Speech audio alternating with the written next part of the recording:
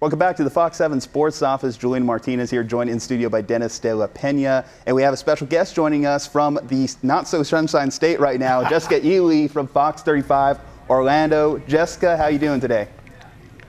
I'm good. I'm trying to stay dry. All right. Well, hey, we got the reason we're bringing you in, of course, Longhorns play the Florida Gators. Florida actually coming off a closer game than people were expecting against the Georgia Bulldogs. Can you tell us a little bit what happened there? Yeah, I think it wasn't a surprise to the Florida team. They've been kind of trending in the right direction for the past few weeks. I would say the UCF game was like a good turning point for the team. They were leading for much of the game until DJ Lagway got hurt. He was carted off the field. So until that point, it seemed like they were in control. I started texting some of my friends. I was like, do you see what's happening in this game? Like, do you still want Billy Napier here? Because everyone's been like kind of dogpiling on Billy Napier this entire season. Like, he needs to be fired. When's he getting the axe? But I think maybe this game was maybe another turning point, maybe for his career. It was a good moral victory, but moral victories, they don't really win games. But yeah, so Florida, they did play Georgia pretty close up until that fourth quarter. They were, let's see, I think it was tied at 20 into the fourth quarter, and then Georgia just pulled away at the very end. So a good moral victory for Florida, but they're still like pretty upset. The fan base is upset with the result.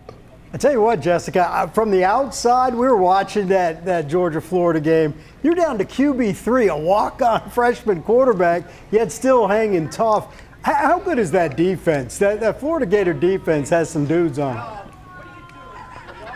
Yeah, they are good. So I was like writing down the notes like as I was watching the game, and they were like batting down passes. There was 3 interceptions during that game. So I think that is something that Georgia wasn't really expecting.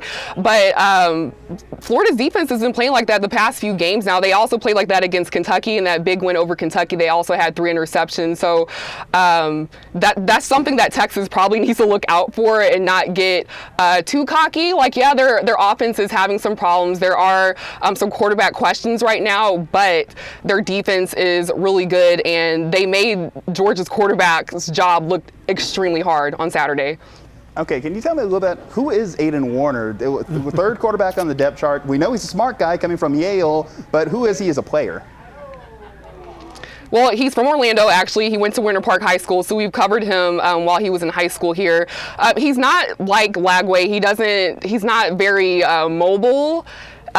He hasn't had reps. He just started getting the first team reps or second team reps. So I started playing with the 1s and 2s like a couple of weeks ago when Graham Mertz was hurt. So not a lot of experience there. He was super nervous, you could kind of tell on Saturday, but he was kind of thrust into that big moment playing against a rival Georgia. I don't know how much Florida will be able to move the ball down the field with him, so they're going to have to try to play to his strengths, maybe some short passes on Saturday. But Billy Napier actually said today in his press conference that there is maybe a pathway forward with Lagway. They said that his injury, his hamstring injury, isn't as bad as they had expected. He did have an MRI yesterday, so there's still some questions about, maybe he can play on Saturday, but they're going to reevaluate that on Wednesday, he said. Well, I know Steve Sarkisian, he had his own press conference this morning. He said if you guys go to this game and you're on the field, Florida is one of the best looking squads you're going to see. And what he's talking about are the athletes. Can you just talk about your overall athleticism that is on that squad? Because I know Napier has recruited pretty well.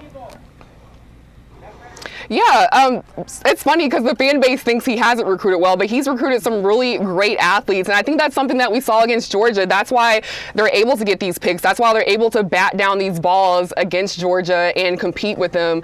They're still an SEC school. They're still SEC athletes. They're very competitive, very athletic. They're really fast, flying around the field. I think the problem is they just don't have the experience. And like I said, of course, the question at quarterback, like what is happening there, but they're very athletic. That's something that should not be overlooked for this Saturday.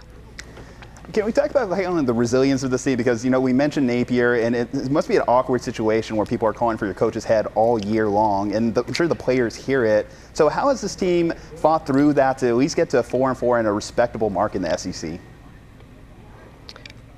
Yeah, I think they respect Napier. They are playing hard for them, and just going back again to Saturday, you saw how hard they fought. Even when Lagway was carted off the field, they could have folded at that point, but they fought hard. They, even the third-string quarterback, Aiden Warner, he was able to have 2 scoring drives. Can you imagine being a quarterback, or preferred walk-on quarterback? You're thrust into this moment against Georgia, and you're like, but he did well. He did well. Yeah, he did well enough to get them to where they were tied in the 4th quarter with Georgia, who is probably going to be a playoff team.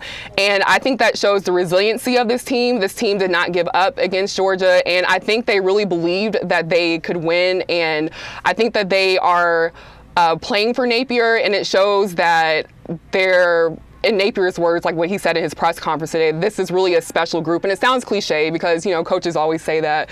But I think that is, you can kind of see that in this team, because last year was mediocre. The year before that was mediocre.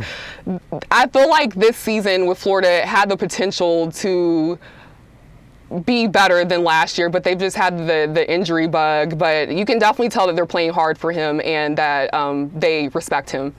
Okay, so prediction time. Do they give the Longhorns as much of a scare as they did the Bulldogs? No. I'm sorry. It was a great game, but they don't have that history.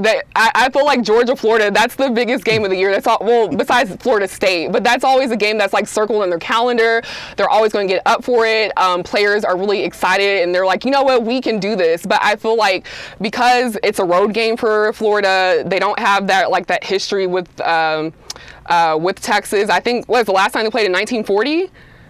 So it's been like decades. Yeah, it's been a long time. So I don't think that they're going to be up for it like that. But I mean, it'd be great if they could somehow pull this off. But I don't see it. I had my final score prediction, 33-12 Texas. Okay, I'm sure the Longhorns fans coming off bye week will love to hear that. But Jessica Ely, thank you for sitting down with us, giving some insight onto who the Longhorns are facing this weekend. And yeah, just stay dry out there, I guess. Thank you. All right, Dennis. So we heard Jessica's 2 cents on the game. What about yours? What are you thinking about this? It's kind of hard, to Jessica's point, if Napier's kind of not ruling Lagway out. Yeah. It's a different game we're betting on, basically, or handicapping. It's kind of wild they're not ruling him out. I mean, the guy was carted off the field. Yeah, I haven't seen anyone get carted off only to play the next day, unless literally in the NFL, we're talking about it too. Like, right. I mean, Dak Prescott hamstring, he's out, right. And Lagway needs the cart to get off the field, and he's still not out. So I'm going to assume that he's, kind of playing a shell game, Napier, and that he is going to bring that walk-on freshman QB.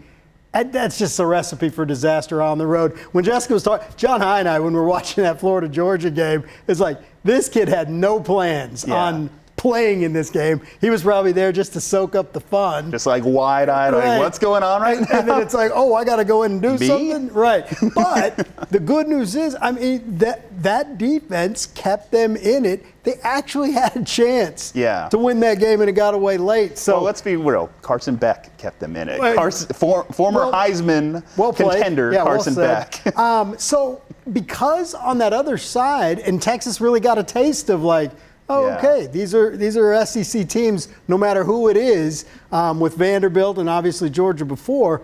I don't think this gets away. Although if there is a walk-on freshman QB on the other side, I think it should be pretty one-sided. It's just a matter of, can this, Sark talked about it, this offense, this UT offense that's trying to find its mojo again. If they have the mojo, they're gonna separate pretty well. But I just respect that defense that I just saw. I haven't been watching Florida all year, but what I saw against Georgia showed me that they have some dudes. How about Texas by 14? Yeah, I think I'm kind of like with that, because as she alluded to, so they spent a lot of emotional energy in that game against Georgia. And obviously Billy Napier, he's filling the hot seat right now, because now that moves him to 1-10 against his rivals. But it's just hard to replicate that same energy on a week-to-week basis. And then you add in your opponents coming off bye week. I just saw Makuba and Bond are off the injury report, or at least trending towards playing this Saturday. So you add in that, and it's like Texas has all the things going in the right direction for them. Quinn Ewers, we've asked the questions about how healthy is he coming off the oblique. Well, add in another week of rest. Yeah. That's just great, you know? So, like, I said it actually too last week with Cliff as well. I want this to be a blowout game. I kind of need to see that Texas still has that in their back pocket to pull out because the last couple weeks have been a little bit weird. You know, you play a close game against Vandy, even though it's a better Vandy team. Yep. Georgia does what they did against you. I need to see that this team can still be as dominant as they were to start the year, especially against SEC competition. Yeah, and you kind of reminded me of how Texas was coming off their cocktail party, if you will, against OU. Yeah, it sure didn't help them against Georgia. No. And so, to your point, Florida, yeah, they're banged up and they're a little emotionally spent, probably physically spent after you get beat up by Georgia. So, yeah, I could see your point where they come here and lay somewhat. What about you though? Anything you want to see this weekend from them? From Texas, I want to see Quinn's progression continue. Unlike some people, they didn't really give him too much credit because of the deflected ball interceptions. Yes.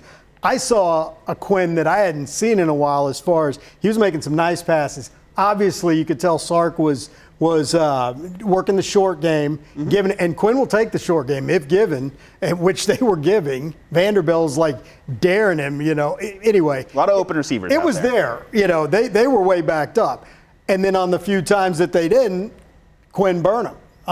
He dropped that one in the bucket for DeAndre Moore. I guess it was the first touchdown, bottom line. Yeah. And then he threaded the needle. It's one of my favorite passes of that game to Gunnar Helm.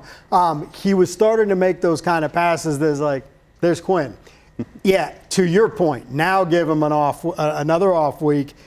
I think we're going to see the best version, or you know, that A-game version from Quinn. Yeah, here's what I want to see. I want to see the offensive line come back. Without a doubt. Because you allow, 11, 12 sacks over the previous 2 games. Yeah. This was talked about as the best line in the country and through the first 5 weeks. I need to see that offensive line back in action. Right. Because if they're struggling against Florida, again, a team that, their defense looked great this past weekend, sure. But again, they're not well thought of as one of the better defenses in the country, so you have to shut them down. You got to keep Quinn healthy. Yeah. And if Quinn, like you said, could slice and dice out there, then there is no reason that, the betting line's 20, but this should be 30, 40. Yeah, and then looking forward, it's like, because I think of how we watched it as media who cover UT. Yes. I know Sark and those players, they had a chance to watch everybody that's ahead of them. You know, not only Florida, but Arkansas, Kentucky, and Texas A&M, and they saw all 4 of them lose.